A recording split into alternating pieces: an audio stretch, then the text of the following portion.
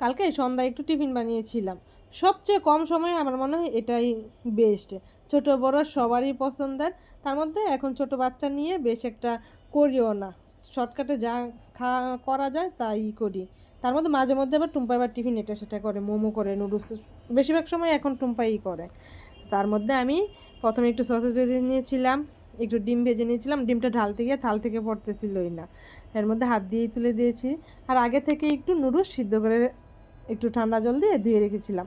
তার মধ্যে নুডলসের মশলাটা দিয়ে বেশ নেড়ে চেড়ে নামিয়ে নিলে হয়ে গেল মজাদার টিফিন। কার কার পছন্দের আমি জানি, বেশিরভাগ মানুষেরই পছন্দের। কয়েকদিন পর আমার মামুনি আমাকে রেঁধে খাওয়াবে।